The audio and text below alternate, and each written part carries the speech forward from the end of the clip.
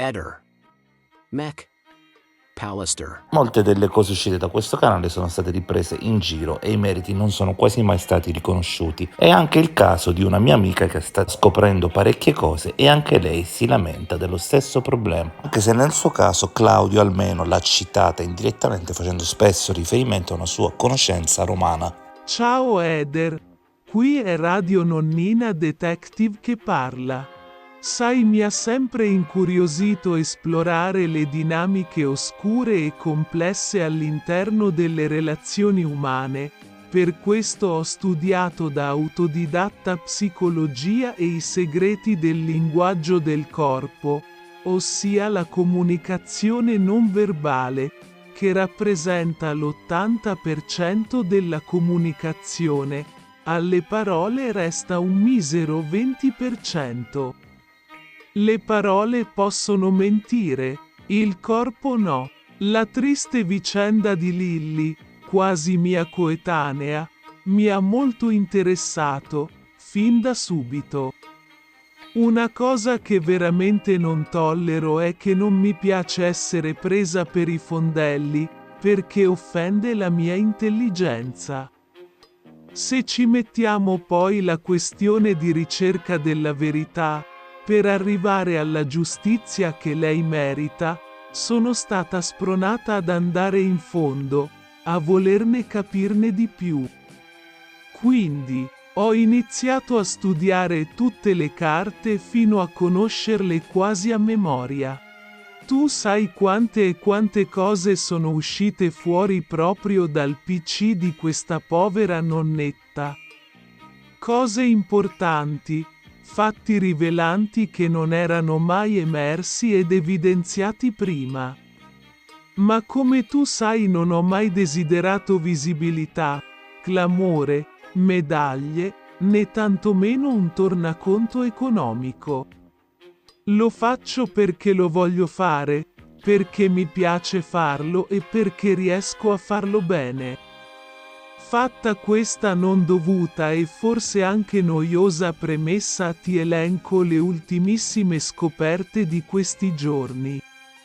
Nei giorni 15 e 16 dicembre risultano sui telefoni di Lilly e Sebastiano un totale di 33 chiamate senza risposta. Il giorno 15 dicembre il cellulare di Sebastiano viene localizzato tutto il giorno in casa, anche se sappiamo con certezza che lui quel giorno è uscito.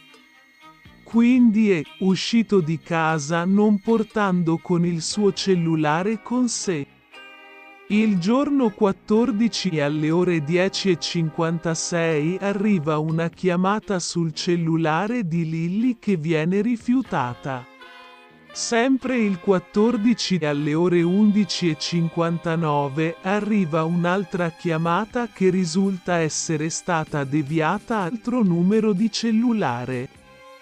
Pertanto possiamo presupporre che tra la chiamata delle 10:56 e quella delle 11:59 è stato attivato il servizio di deviazione chiamate sull'iPhone di Lilly.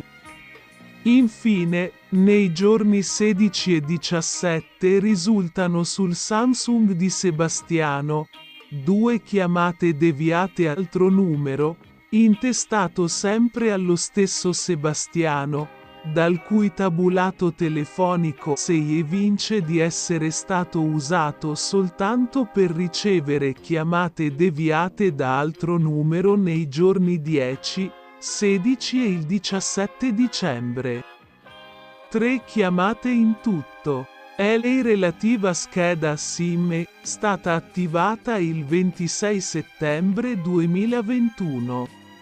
Lascio a te e ai tuoi utenti le considerazioni e l'analisi di questi dati, sempre con spirito collaborativo e mai competitivo. Viva il lavoro di squadra! Da Radio Nonnina Detective per oggi è tutto.